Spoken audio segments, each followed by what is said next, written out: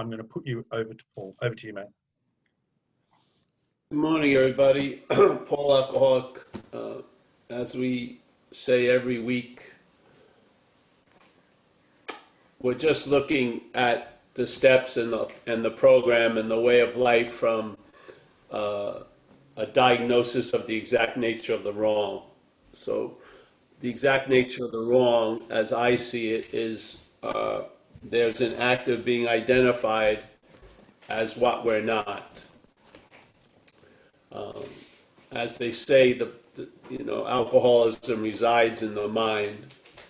You would say that the thought system is infected with alcoholism, and it's reinforcing obsessively this idea of Paul as this long-lasting, independent, separate thing, which would be the antithesis of spirit. Yeah, and so my experience in the framing of recovery is years ago I had a great opportunity to share, do a fourth step workshop with people. And I led these workshops for a while. And so basically you would always be coming out of how it works and speaking about the inventory process, what leads up to it and what comes after it. And there was a very pivotal sentence there, and this is the way I try to apply this view to all the steps and the way of life. You can look at it in a lot of different ways. I don't feel like you need to get caught in there's only one way to look at it. You can look at it in a lot of different ways. This is not disputing other ways of looking at it. It's just a sharing of a member's view. So the statement is page 64. You can look it up. I think it's the third paragraph. It's a simple sentence, but it has a requirement, which is being convinced. Then it has its statement, or what it's implying, or what it's suggesting, which is, so being convinced, to believe with certainty. So that's the requirement in a way. And that would come from observation. First you hear the idea, and then you observe your life, not from maybe the way you used to look at it, but maybe from the new idea. So you get to see the same information, but from a different place. And maybe the information will look quite different when you see it from a different place. So being convinced is the condition we need to be in. And it says being convinced self, that's self. And so this is the important word, self. Manifested in various ways. So it doesn't say how many ways. It doesn't give a limited number. It's not 3 or 7. It various ways. And in other words, it comes in different sizes and different lengths and different expressions. But be convinced that self manifested in various ways. So that's what we need to be convinced of. How are we convinced of that? Or from where are we convinced of that? From us. Yeah. So being convinced that self manifested in various ways is what has defeated us. We're attempting to look at self from us instead of looking at us from self. Yeah. That's the suggestion. That's the invitation. So being convinced that self manifested in various ways is what has defeated us. Are we convinced of that? If you're not convinced of that, you probably will be. But I would say most of us are in the past tense of that. I feel like we have been thoroughly convinced of that. We just haven't seen it. And there's been a denial of it, or there's been a distraction from it, or there's been an avoidance to it. But I think all the evidence is there. I mean, the case is airtight, really. But all right, so being convinced that self manifests in various ways is what has defeated us. If we are convinced of that, we will now look at its. It doesn't say if we are convinced of that. I'm just throwing that in there. We are now going to look at its, meaning selves, common manifestations. So we're going to look at, let's say, the larger varieties of the manifestation of self, or the most recurring ones, which is, and then the next paragraph is resentment is the number one offender. So basically, starting from this sentence, looking at the inventory process, we're really looking at so you can look at the inventory in a lot of ways. You can see it's your inventory, it's your resentments, it's your fears, it's your acting out. You can look at it that way, and you can look at it this way, which it's really, you've been defeated by the manifestations of self in life. You want to see how self has defeated us, and we want to see the patterns of how self has defeated us. Not our patterns, but self's patterns. Self's patterns moving through us. This is the tricky thing. How could something so, let's say, different or foreign with its own traits and own characteristics have such play in our lives? How can it be manifesting through me, and I'm somewhat conscious, I'm not 2 levels below a coconut, hopefully, and I'm not aware of that? How could that happen? How could something that's so hostile and so different than a life I knew when I was a little kid, and the difference between a life I know after I've been sober a while, how could that get away with it, really? How could that go unnoticed all these freaking years? Even when it's brought us to, an incomprehensible, demoralized condition, we still don't recognize it. It just blows my mind. So it has a great strategy, the parasite. You want to call it alcoholism. I believe there's an underlying disease, the obsession with self, or the identification as self. Yeah, I think alcoholism amplifies that. That's what it does to me. So, and it amplifies very strategically. It doesn't amplify all the characteristics of self. It amplifies the one like self-loathing, self-hatred, self-destruction. It doesn't do much with self-love or self-trust and shit like that. It sort of goes with what we would call negative aspects, and it balloons them up. Yeah, it balloons them up to the point where we can't even see the sunlight of the spirit coming from us or towards us. Yeah? So we're going to look at its common manifestation. So this is the one way I came to look at the 4th step, and I did it this way, and it was contagious. I got relief that I didn't get relief when I looked at resentments as mine, fears as mine, and all the acting out as mine and mine alone. Nothing caused me to act out. I did, or maybe a little bit of alcohol, but I was the one who did it. Yeah. Looking at it this way, I saw the difference between resentment and my resentment. It's like a huge weight. It's unbelievably much heavier, and a resentment called mine tends to have a long life. It can last for 40, 50 years. Where a resentment out in the wild, not claimed, not domesticated, sort of comes and goes sooner or later pretty quickly, yeah? I mean, some guy cuts me off on the road, and then I forget about it after about 4 exits, yeah, usually. But if it's my resentment, and I believe so many guys have cut me off driving on the highway, then that resentment couples with all these past feelings, and then it has a long life. I don't see how we don't see it.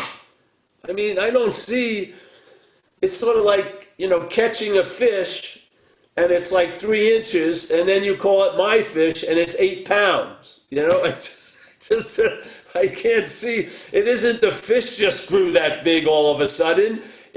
We have a relationship with the size of the fish. We have a big relationship with the size of the resentment and the amount of fear and the amount of anxiety. We have a huge relationship with it. It's not like, oh, I got a whopper today. No, it's based usually on our condition. Yeah? I'm not destined to run into 5 resentments today in Novato, California.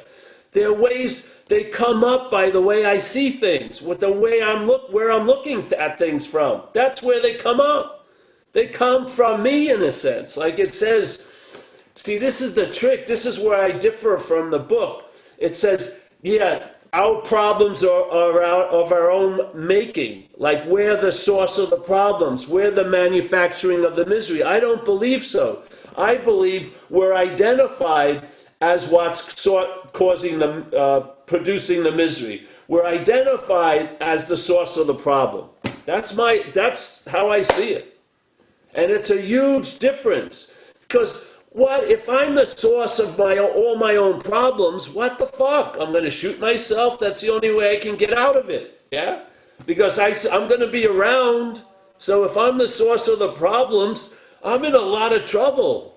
Yeah, if I realize that the source of the problems is not of me, there's a possibility of being free from it. Yes. It changes the whole way you look at it. Just a simple recognition it's not you affords the possibility of being free from it. If you see it as you, you can only try to be free as it. You see the bondage? Yeah? The bondage of self is sort of like, yeah, it cripples your ability to be free. Yeah? Because we're trying to be free as self. You see? The bondage is a crippling, it's a confining, it's a suppressing, it's like a muffling, yeah? It's sort of like, it makes us small in a lot of ways. It doesn't make us small, it tells us we're small, and our belief in it causes us to act like we're small, yes? It implies we're small, it implies we're screwed, and then we believe it, and then we act as if we're screwed. We gotta see it. If you don't see the exact nature of the wrong, you're gonna be the exact nature of the wrong in a way.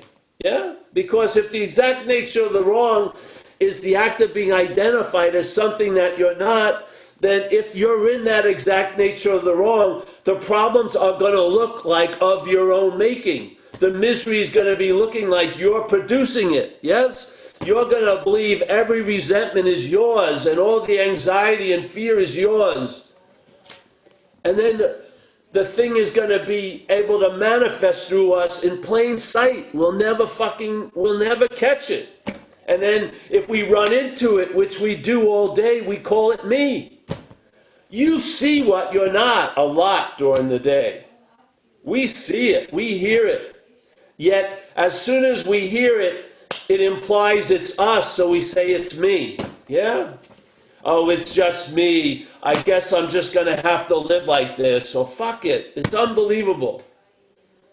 It's like it provides, let's say I'm 6'2". It provides me a 3x4 foot box, and then I just work hard at trying to fit myself into the box. Yeah? I stuff myself in a box that doesn't fit my size. That's the bondage of self. That's how it feels, yeah? Because it feels like that when you come out of the box. It's like a marathon runner finally recognizing it can leave the closet. So instead of running like a 3x3 foot ring, it can start become like a free range alcoholic, yeah? I mean, really have a sense of freedom at least. Or be able to enjoy peace of mind, not by having to do 800 yogic postures, yeah? Just being available to peace of mind, yeah? Maybe you can't be out working at a meeting now, but you can be of service. You may not be able to do service as we know it, but you can be of service. There's so many possibilities that are like shortened and crimped and the parasite stamps the wrong expiration date on it. You know what I mean? It says this ain't gonna last, and we just keep fucking swallowing it.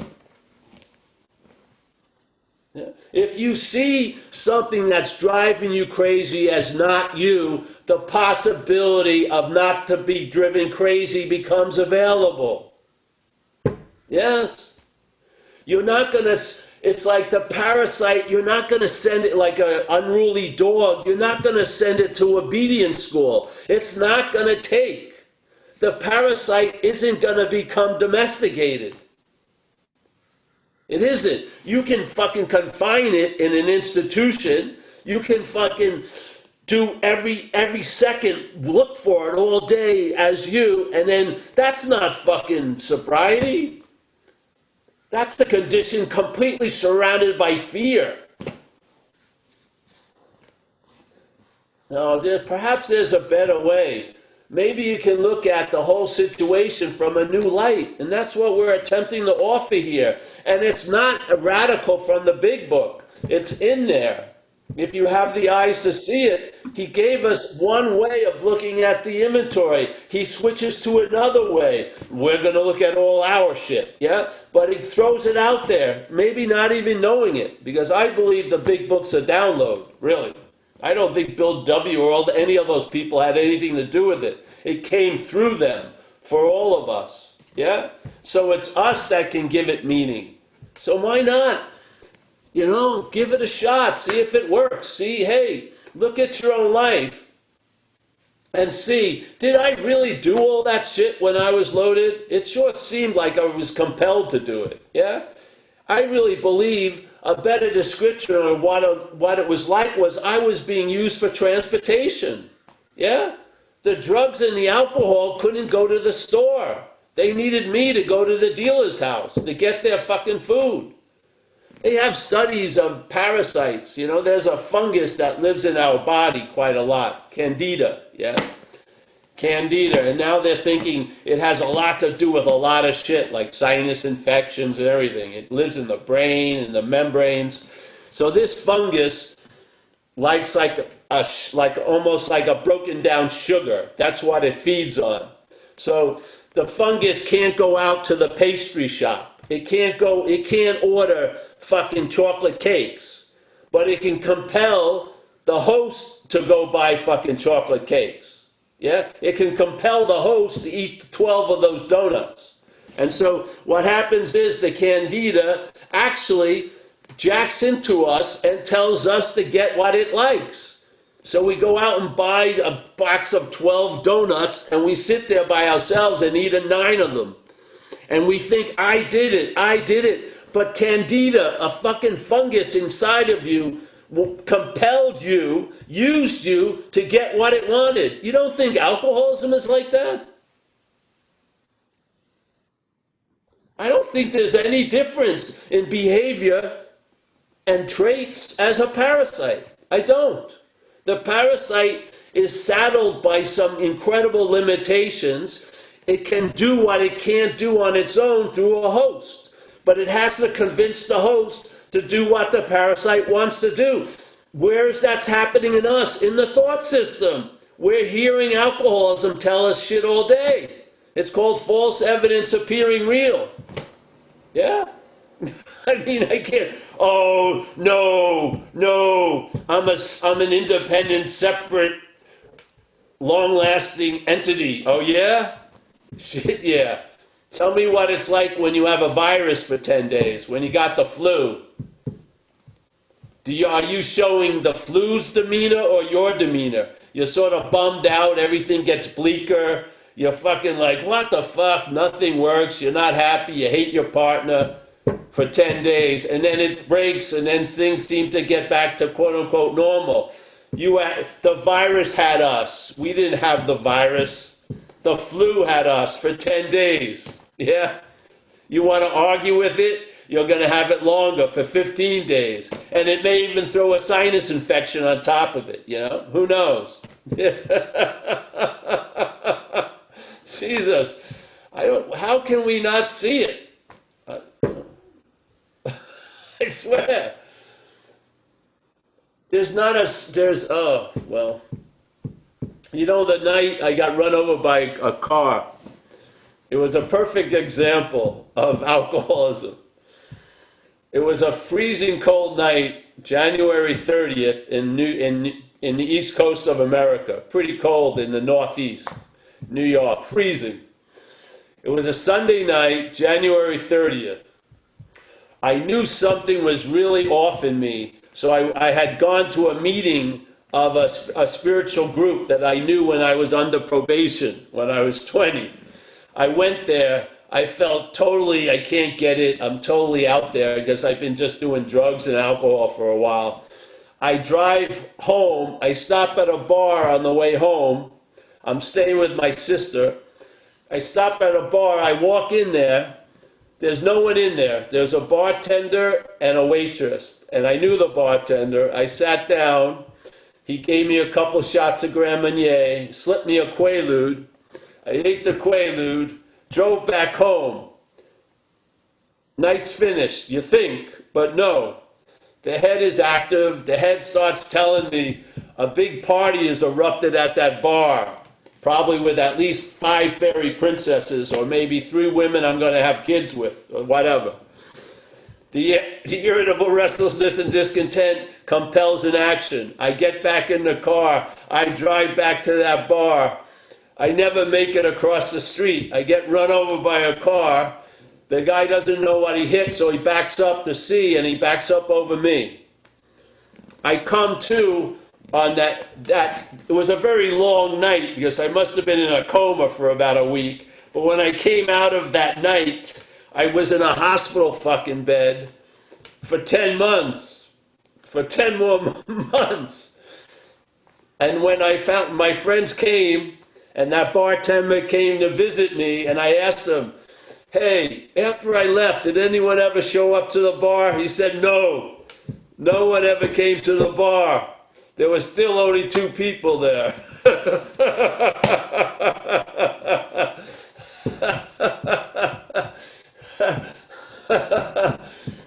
It's only by grace that doesn't happen more often. I should have been run over by cars like at least once a week for the shit that I was compelled to do. So, there is a solution. I don't know. I mean, part of the slavery,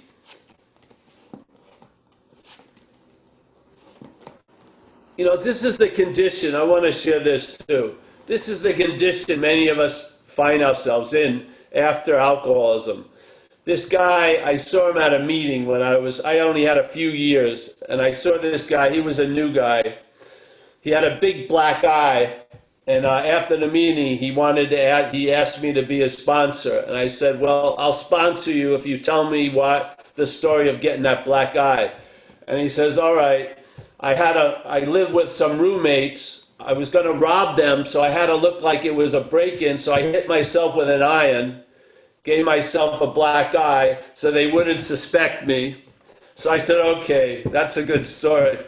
And his condition at this time was he was separated from his wife and had a young baby girl. His wife had a restraining order on him. He could never see the kid. Yeah, totally fucked.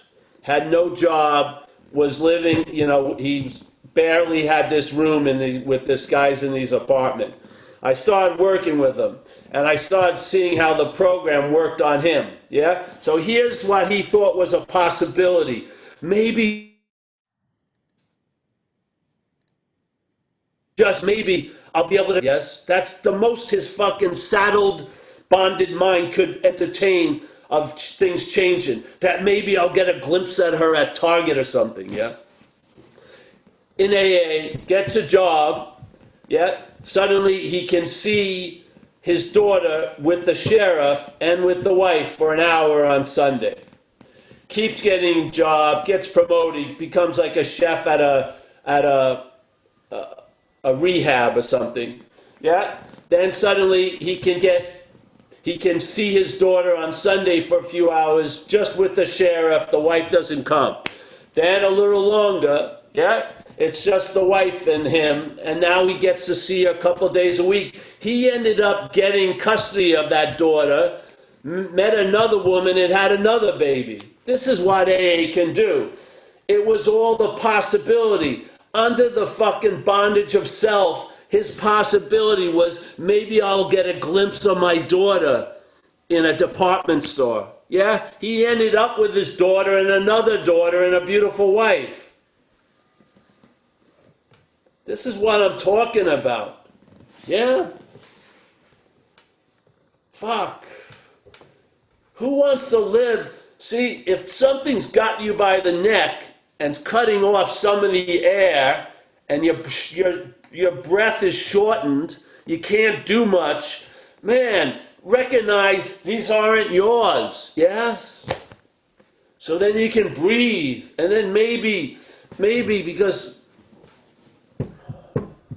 life has a lot more in store for you than you could ever fucking imagine if you come out of this slavery, really. Yeah? These things that you think could only be fleeting can be established. You can have a peaceful mind. You can enjoy serenity. All this is available, not to the parasite, but to us. US, not to self. Us. So, all right, that's it, I think. Wow. Okay. Thank you very much, Paul. That was pretty extraordinary. Got time to get some hands raised there in chat. If anyone's got a question, or else I'll be forced to ask a question, and always know how that ends. It always ends really badly. So I invite anyone.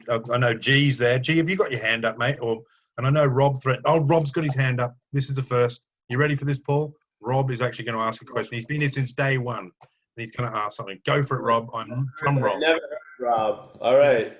Epic. Hi, Paul. Hi, Dave. Paul, I've been listening to you for a long while now, and as soon as I heard you, the night I went to bed, it explained something what I'd sort of been looking for, and that's that I'm spirit, and when I die, I just leave this lump of flesh behind, what goes in the ground or in the incinerator, along with its brain, and that gave me a lot of comfort. And because I like that sort of theory, and I sometimes I feel guilty about saying this in AA meetings face to face, is that I feel okay, and you've said if you feel okay, run with it, and I'm running with it, Paul, and I've got to tell you, mate, I just feel okay. And do you think that that's me being out of self, right? And I'm just going with it, and I'm having a great time. Like I'm still getting problems. All I've done today is pay money out, just left, right, and centre, which I ain't got. But shit, it doesn't matter. I'll get some more from somewhere else. But well, I've got one big resentment in my life, and I'll work on it. But I've got one. I find a little bit of comfort in having one, because I can just manifest all my bloody anger into this one. And I haven't got control of it, but sometimes I call it resentment keepy uppies. Football, when you're going like that and you're keeping it up like that, and you'll do around the world and carry on. I'll pick it out and do a few keepy uppies with it and bounce it around in my head, and then I'll put it back away somewhere again and just get on with cruising. Do you think is that my version of being in self, getting out of self? Yes, I think so. Yes. Rob. Well, I know so. The basic okayness is the greatest value, really. The simple okayness and acceptance that's obviously there when okayness is there is fucking gold, yeah, to me. Because this is what the agitation of the parasite does. It doesn't allow you to be okay. Yeah, it's constantly planning how you will be okay, and then comparing when you were once okay to find fault now. Yeah, the slavery is always like you're being driven, almost like a cow, yeah, with a cattle prod. And that okayness is like, fuck it, yeah. Yeah, I'm not on that march anymore. Yeah, I'm not on the march of I'm in the process of being okay. I want to become okay. No, I'm okay. Yeah, it's great. I love it. Yeah. How can you be available when you're constantly moving forward? Yeah, it's in the stopping. That's what allows us to be available. Yeah, and the stopping, stabilizing is based on okayness. Yeah. Yeah. No, I think that's awesome, bro. Well, thanks, Paul. I mean, I I get like so much from this because it's just, and then I've been brought up to feel guilty about me saying I'm okay, but I look back to when I was a kid, before alcohol or anything, and the excitement I used to get when I had a new bike for Christmas or something like that. And I get glimpses of that now, and I'll try and ride with it, and nothing else matters. And it's just good. It's good with the kids, everything. I'm getting all sorts of different ways, and I'm just going to ride it, and I like it. Yes. It's like you're in the ocean, fucking, you got the board, and there's the wave. Ride it. I mean, that's the progression. Yes.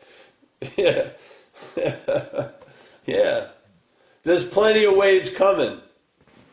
I remember one time I was in sometimes when you're in the water, there's people think that it's their territory, like certain areas. Well, we have one in San Francisco called Kelly's Cove where the locals can get aggro, yeah, when you're in the water. So I remember I was there and I caught a wave, and another guy that was on the wave, we come off the wave and he starts yelling at me like, "Hey, that was my wave." And all I kept saying in my head was wave, wave, wave. They just kept coming, wave. He wanted to stop all the waves and point out to me, my wave. Wave, wave, yeah. Yeah, so go. Yeah, it's good to see you, Rob. Thanks, Paul. Yeah, yeah. Yeah, and this whole thing of most people, when they feel okay, they have it coincided with an anxiety. That's all the fucking slavery. Yeah? You know what I mean? When you're feeling good, there's a suspicion comes up immediately. If you have a feeling you could be bad, it's like the beginning of a lifelong depression. You got to see what this thing does. It limits and shortens and contracts the possibility of okayness, and it elongates on the possibility of unokayness. Yeah? You don't want that to be fucking playing your music all day. Yes? Yeah, to me. And you're not going to fucking correct it. You're not. You're not. It doesn't get fucking domesticated. It's a parasite, and it has an agenda, which is it needs you to be itself. It's not like kumbaya, let's go along with this together. No, it doesn't see it as a win-win. It's a win when you lose. Yeah, its win is your loss. It doesn't see it as win-win. No fucking way. No. Yeah. Yeah. Nice one, Paul. Good, mate. Well done, See, Rob. that was a big share, Rob. Yeah. What you just shared in a nonchalant way is a profound shift, tell you the truth. I mean, profound shift. Profound. To go into okayness is profound shift. I used to call it in the other thing we do, dog shit awareness, yeah? This ordinary okayness is very valued, I feel, yeah.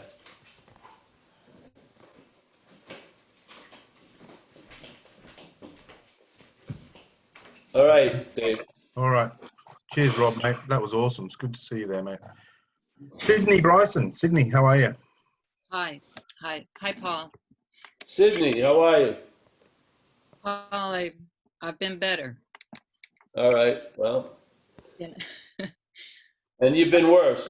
I don't know where to start. Yeah, I had an experience when I was 26 of this piece that you talk about. It was pretty profound. It lasted 9 months or so, and I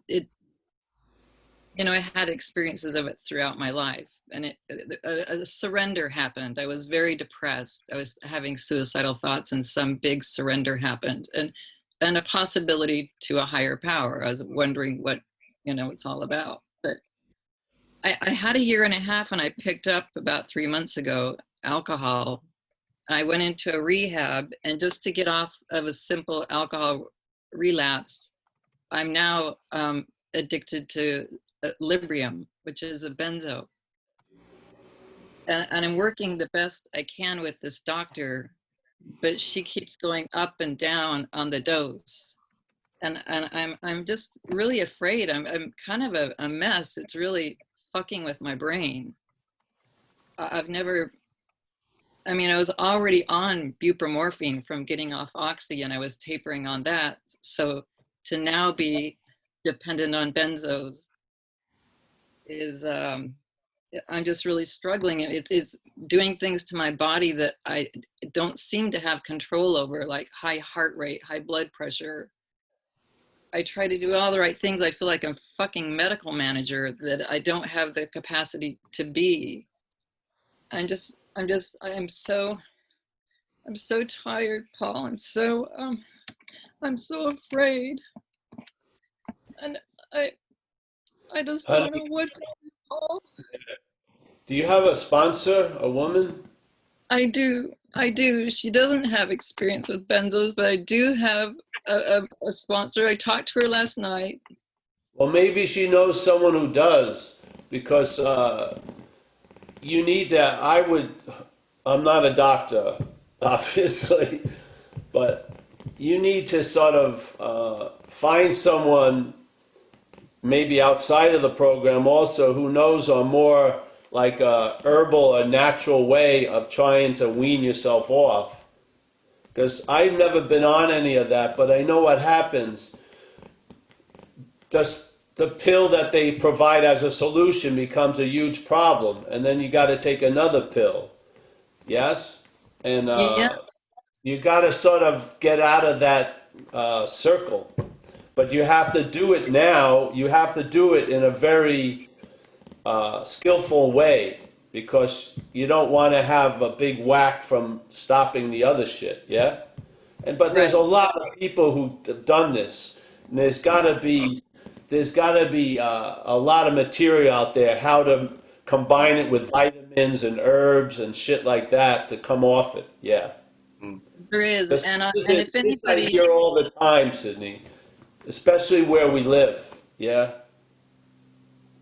Because people are on a lot of pharmaceutical, a lot of doctor-directed drugs that have an incredible. If you try to get off them, they fucking rip you a new one. Yeah. I mean, the drug itself is so fucking toxic. So, but there's got to be a lot of people who've done it. Yeah. I've come across a woman who like has this really slow taper method, and my friend advocated it, and even my psychiatrist friend thinks that the way my doctor doing it is kind of bonkers. Go That it with should that. be slow. Go with that. Okay. Yeah. Go with that. Yeah. If anybody in the chat knows or has experience with this, or knows anybody in the area. Sydney, I was just going to say is what we'll do is after the meeting, we usually have a breakout room, and what I'll do is I'll invite all the female members here, if anyone's got experience, to contact me during the meeting, and I'll set up a breakout room for you after the meeting, if that's okay. Okay. And we'll get to the bottom of it. So just hang about for after the meeting. We'll have a bit of fellowship, and I'll make sure I'll do a special breakout room for yourself and your friends and anyone who's got some info. Is that okay? Yeah, my pleasure. Absolutely my pleasure to do that for you. Okay. Well, give me a tip on letting go to higher power. Well, honey, the thing is to see. Why not question what's holding on?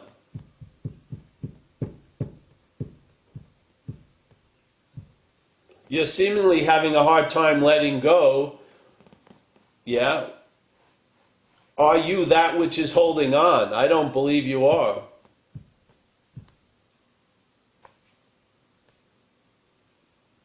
Yeah, that makes sense. I mean, I don't only believe by you memory. are what's holding on.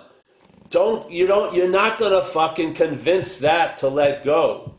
Just see you're not that which holding on. Let go of that which is holding on. Tell you the truth. Don't fucking. This is what we're speaking about. There's something living as you that's not you, Sydney. It's not you. It's the one that's withholding you from the best solution possible. It's what's withholding it from you. It is. But you're identified as it. So you keep thinking it's Sydney, but it isn't, yeah? This is the whole point of the message. This whole point isn't about letting go. It's looking at what's holding on. If it isn't you, you'll lose interest in the holding on, and that's the fucking letting go.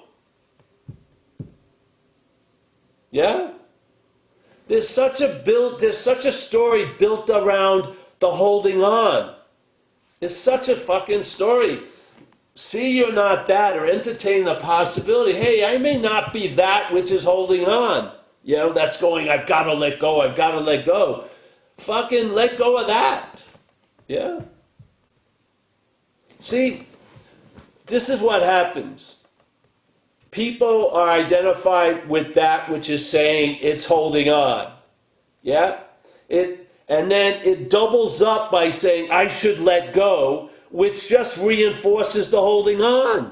Yeah? So now there's guilt that's even gluing the holding on even more because you're guilty about not letting go. Why am I not letting go? Why am I not letting the higher power? It's not fucking you.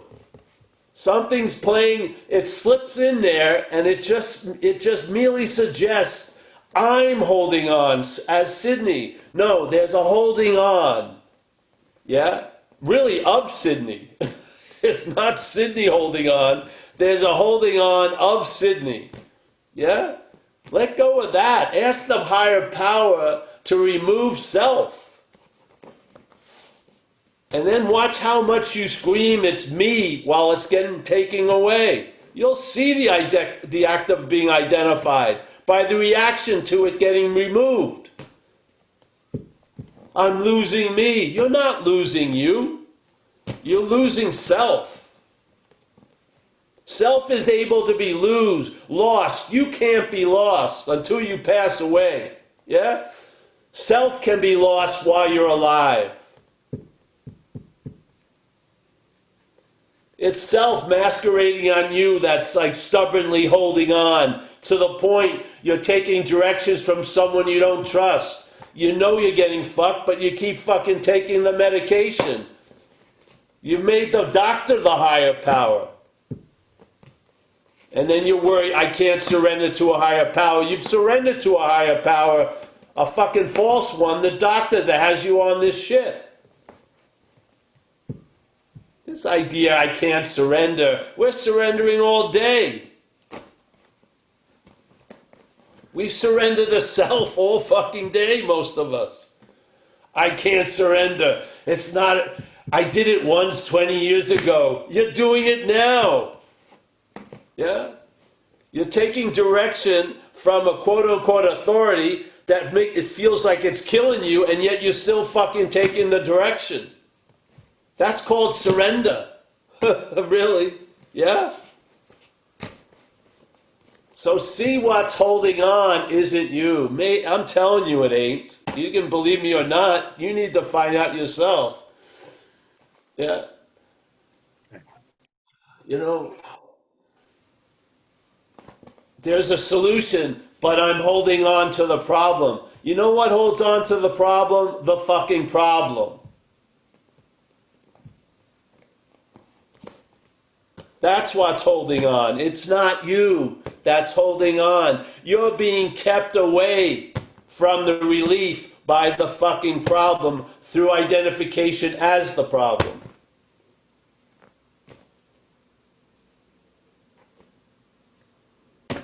You're like, somebody make another call, go to another Zoom, and hope someone will be able to convince what's holding on to let go. That's the fucking problem. Yeah? You're trying to convince your jailer to let you go. It's not in the jailer's best interest to let you go. Yeah? Realize you're not the fucking jailer.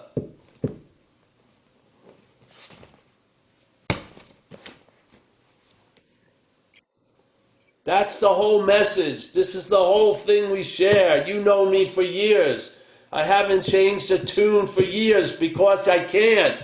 Because we can't go any farther unless we see this. If we don't see the act of being identified, any help built on that isn't really helpful. Yeah? Because then I'm being of help to the fucking parasite, which I wish not to be. Yeah? So we have our own platform to talk about it, how we actually see it, which is what's speaking now as Sydney ain't Sydney. Yeah?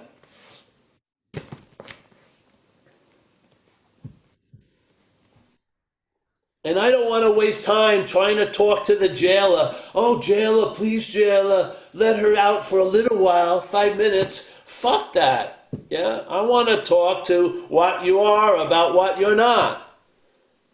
You're not that which is holding on. Hallelujah. You mean I can let go of that? Yes, you can.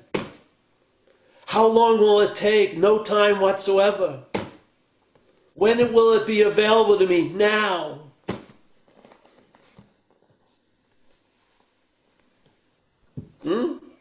Yeah, and then go to the afterwards, get some other ideas, vitamins or herbs, and get weaned off of this shit. Yeah? You don't need tons of medication. You need relief from the bondage of self.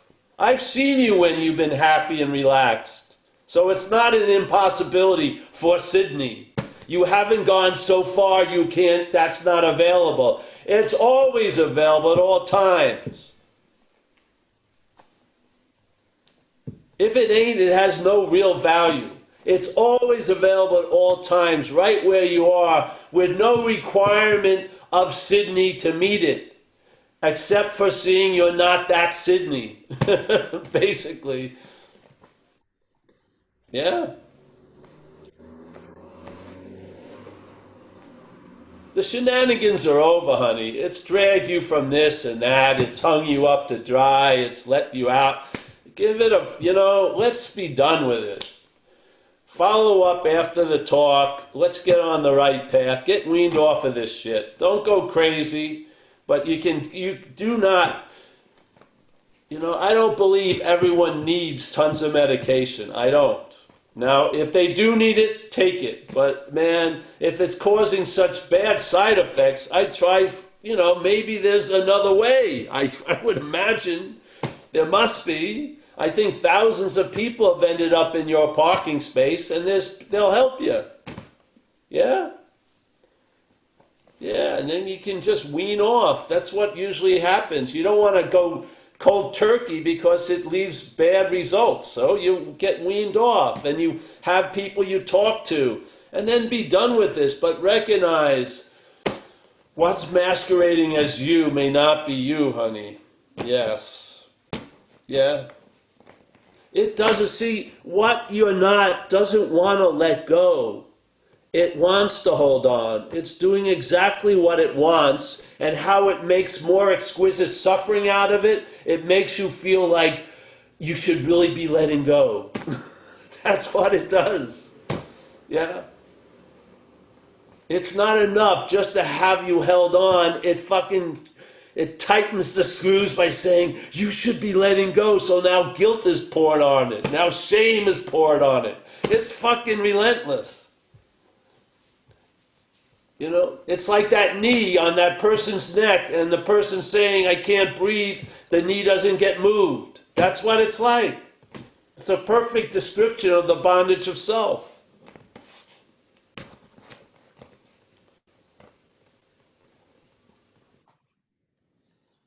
Beg all you want, you're not going to be free from it as it. No way.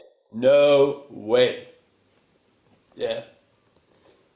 So, all right, honey. Good luck. We're here for you. Seriously. Absolutely. Yeah. Let's move on from this point, and then next week we'll come back and share, and it'll be you'll be we'll bring that what you're not and put it into the fucking demonstration of something working, yeah, and rub it a little bit in there, yeah. And make sure to check the chat. Somebody offered their experience. Yeah. Yeah. Yes, great. There's already some messages in there. Thanks, Mike. Yeah, there's already a couple of messages in there for you. Sydney. And like I say, if you want to hang around after, just ask and shit will be provided. Yeah.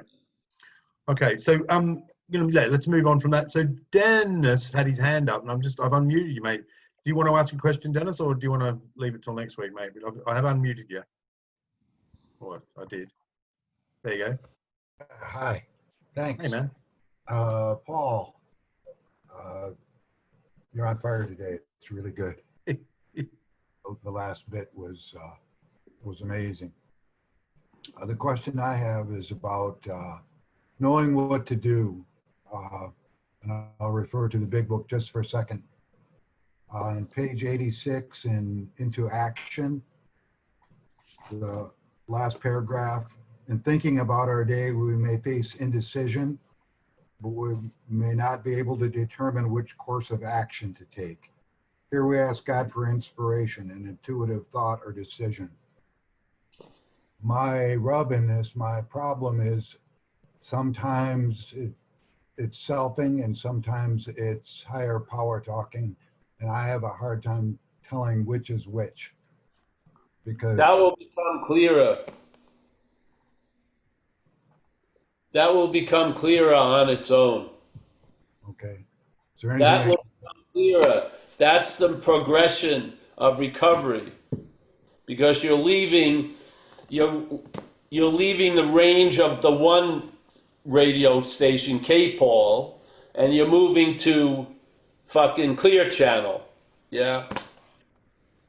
And so you basically, you know how sometimes when you're on a radio and then you get connected to a weird thing for a minute or second? Yeah? Yeah. Yeah, so the same thing, you'll be going, now you have a new basic radio station playing, and every once in a while there's a, it's apocalyptic time, whatever, yeah, it breaks in, but you have the ability to see the difference, yes? That ability will get better. You'll see the difference more and more. At least you have two flavors now. Fucking be happy about that. Some people to 38 flavors from one flavor. They make like 2,000 channels on cable, but they all suck, you know? At least there's another possibility playing. That's awesome. Well, what inspired this for me is my sponsor has me on the fourth step, and I'm kind of dragging my feet. You and I have talked about this before. And the sponsor claims that it's the selfing voice that's telling me to go slow.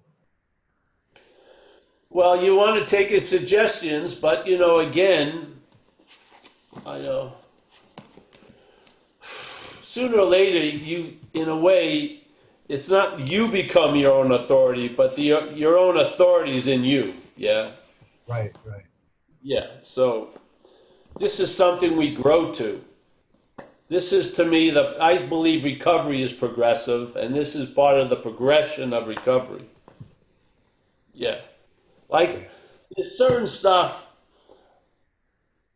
I just know in my gut. I just know it, yeah? There's no debate. There's no, it could be something else, yeah? And more will be that kind of, will be in that category. You'll just know it in your gut. Yeah. Yes? Yeah. So this is about taking suggestions, not orders. So your sponsor isn't your fucking boss in a way. He's sharing suggestions, and then you can talk to him about, well, this is one of the ways I don't believe it is selfing taking its time. Yeah. I mean, this is truth. Yeah. You don't want to make,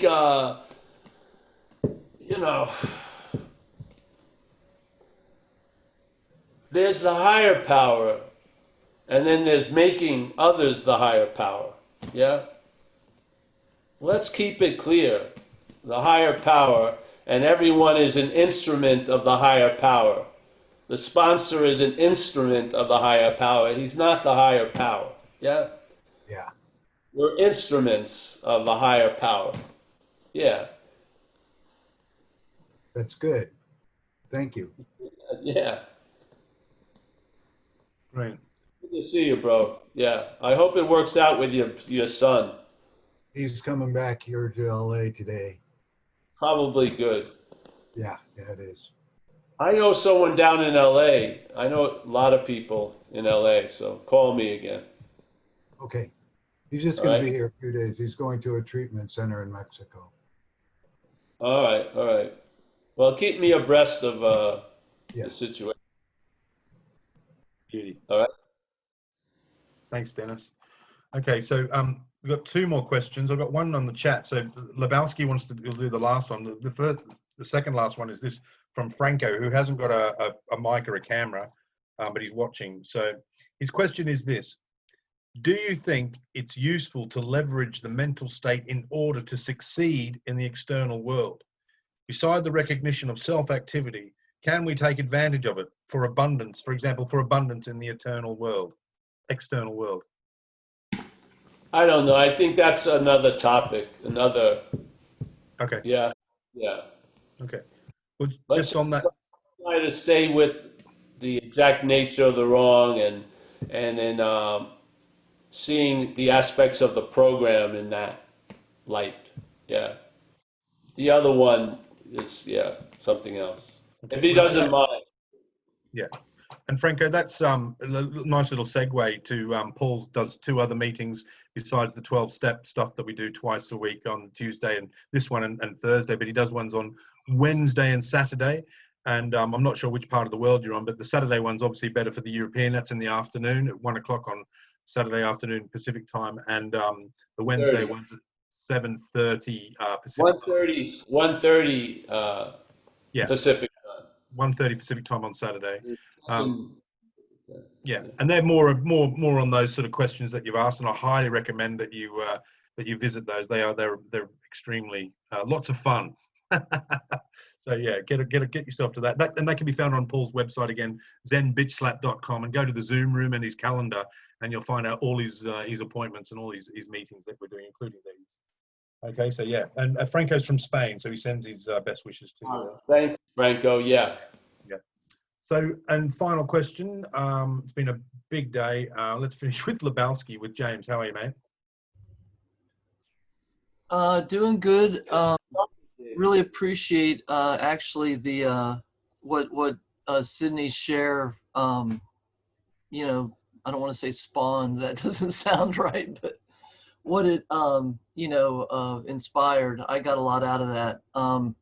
Actually, I like sometimes everyone to think I'm way more in in a state of whatever foundational piece than I am, and I can tell when Kay James is coming in strong and loud.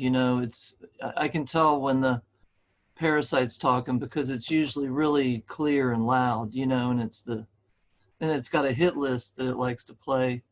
It's got a playlist, and the other one doesn't. It speaks very. It's got a lot of brevity and it's very quiet. So, but sometimes I hate to admit it. The easiest way for me to tell the difference is in how I'm traveling. The energy suck of maintaining James is big, and it makes traveling heavy. And when I slip out of that, I can tell because it's just a lightness of being that's so much nicer. And there's no question in there except it's just been one of those weeks where what I'm not's just been present. And it seems like a weird kind of game you got to play to not do the cop and the robber. Like what you resist persists and what you fight you strengthen type of thing. You have to sort of get a high center of gravity and allow and just allow it to pass through or something like a weather front. But it sure beats the hell out of kicking buprenorphine. I remember doing that and that sucked. So thank you for reminding me of that. That was my the last thing I had to get out of me before I got sober. So, and there's been times in recovery too, I just want to mention, where, like we had a hurricane, I was super wound up, and the doctor put me on a light dose of benzos for a while. He just said I was unable to not stress out because I was producing all this norepinephrine and stuff. But it's a doctor I've had for years and I trust, and he's not trying to get me hooked on any medication. When my jaw was infected, I conceded to take, narcotic medicine because damn, it hurt, But when I took them as prescribed, they didn't have the same effect on me as they did when I was seeking to change the way I felt with them, So I don't know, man. Doctors have a place, but ultimately for me to be happy, I have to get a hold of what's going on in these rooms here. So I just want to say how grateful I am, Paul. Thank you. And Dave. And Yeah, Dave. Thanks, Yeah. Lebowski. Great. Thanks, mate. Yeah, let's thank Dave for setting up this wild idea for Tuesdays and Thursdays. See, the point, what you're not, or the activity of the mental character, I don't know if it's going to stop. What happens is there was a gaining interest in it because it presented itself to be us. And it's the exact same movement, but away from it, which is seeing that it's not you, there's a loss of interest in it. Yeah? So the gaining and the loss drive the same road, so to speak. Yeah? One goes one way, one goes the other way. The activity is still there, but let's say in an extreme way of seeing it, at one point, the audience took it to be like CNN, factual evidence about what was going to be, what is going to be, what's going to be, yeah? And now it's more like Comedy Central. It's just a lot of different skits and satires about the absurdity of it's like a three-ring circus with only one character, putting on the fucking tights and doing this, and it's just hilarious, really. So you lose interest in it, and the drama turns into comedy, in my experience, and it keeps you laughing, even though the people around you may not be getting it. You're getting it, so yeah. So, and you're traveling lighter, bro. I've noticed you. Yeah, that's the whole point, isn't it? Everyone wants it to be completely over, done. No, everything here is different shades, yeah? It's not black or white, yeah? But you sure like, let's say if you don't like black, it's a whole lot better with a light gray than the black, yeah? So let's, maybe not the pure white that everyone's expecting, but hey, a light gray is fucking a huge progress from a black hole, so to speak. Yeah, so let's also honor that we found something that actually works, that's readily available right where we are, with no requirement necessary to contact it, because we are it, yeah? It's an incredible value.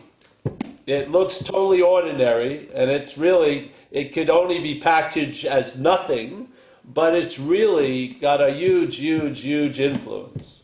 Yeah? And you've been introduced to that. That's fucking awesome. Yeah? You've probably are pretty much over looking for an outside solution to a basic condition. Yeah? Hey, that's awesome. All these things are incredible. Yeah? And just because as soon as they become established, the mental states reaction is ordinary. Yeah, they're fucking not appreciated anymore. Yeah? Because it doesn't. It's not a very grateful system. Yeah? But if you can have it stop and just by sensing how much shit is absent out of your life that used to constantly be invading it. Yeah, and I just don't mean the police, but more subtle ones. There was constant amount of intruders entering. Now, yes, all that stuff is done. You recognize it when it comes. You can't recognize, the horde is like a fucking weather front. But now you can see it as clouds. You can recognize it, yeah? You're not living under it anymore. Fucking awesome to me. Yeah. So I really, I'm so stoked about this message for 30-something years. Yeah. I mean, I'm completely stoked and gratitude and just a huge honoring of what we really are, what we really are. It never demands honoring, but that's the appropriate response, yeah? As this little event, yeah, just to honor what's behind it all, over it all, under it all, in it all, yeah. Yeah, we are of that. That's our fabric of existence. The fabric of existence that can be corroded or be shot through with fear is a mental fabric. It's an interpretation. The real fabric of existence, yes, is completely different than the fabric of existence where fear abides. That fabric is of a made-up existence, of an interpretation, of an appearance and an appearance only. That's where that thread finds hiding, yeah? But in the nakedness of real existence, there is no need for fear, yeah? Yeah. So we have found the real fabric of our existence, and it's not of mental fucking fabrications and false evidence being sewn into everything. No. We have a fabric of existence that can be completely seen through. It's light, yeah? How about that? And there's no corroding thread in that. None. None. Yeah. Yep. All right, well, I guess that's it, today. You want to say your bye-byes? I do want to say my hellos and byes, yes. Let's see, let's start from right where we are. We got Joel. Joel looks like the guy from Shame. Alina is outside. I can't believe it. She's moving. She's vertical. There's no wall to be found. That's good, Alina. That's progress. There's Beatrice. Beatrice is very happy today. Yeah, she's sitting in agreement with what's being not said and said. Yeah, Tofa, nice to see you. Malcolm, always a pleasure. Yep. It's all, don't underestimate the power of this message. It's got a lot of juice. Serious. I've been electrocuted by it for a long fucking time. You get used to it. All right, we got Zoe. Nice to see you, Zoe. We got James. We got Kelly. We got Mika. She's thinking about what she's going to have for breakfast. She's there. It's okay. We got a lot anonymous. Let's go to the folks that are here. We got Carl. Nice to see you, Carl. We got Mika. Mickey, always holding the fort. Very good, Mickey. We got Andy with a long bunch of numbers afterwards. All right. Sydney, stay and get to help, yes? Kerry, Helen, nice to see you, Helen and Kerry. Dale, it's nice to see you, Dale. Leah, looking very comfortable there. Yep. We got Gary. Gary is, his corner is getting bigger and bigger every moment. Nice to see you, Gary. We got Kristen. There you go. G was subdued today. He was in the lap of silence. That's nice. Stuart from the UK. Nice to see you, Stuart. You got a light coming out of your head. That's nice. Kaiser. Nice to see you. Vicky, pleasure. We got Susie from Chicago. Nice to see you, Susie. Yeah. Mike O. Jess from Ireland. You still in Ireland, Jesse? Yes? Yes. Jack G. Oh, he's not camping. He's not in a fucking tent. He actually seems to be in a house. I see the people coming, the owners are coming up the stairs. Get out. All right, Jack. We got 944272. Nice to see you, Dennis. Rob, thank you for your share, Rob. Paul, another nice shirt. Hey, I got to keep up with Paul. You got this guy today, yeah. All right, Kurt, hey, honey, nice couple. Fantastic. Thank you for your donation, Kurt. Everything's helping. David, I'll get to you at the end, David. Chris, we got Mike Z, co-manager of ZenBitchSlap.com. Yes. The other manager is secret. We don't know who it is. So. And we got David. David is the reason why we have all this coming from England, and very much appreciative, Dave, that you suggested this, and thank you. And yeah, I'll see you in Tuesday, Thursdays, and every day. Yeah. Thanks you very much, Paul. It's great to see you, mate. See you Thursday. Yeah, and stay on, Sydney's. Place is open. Look, I've done a breakout room ready, so I'm going to invite all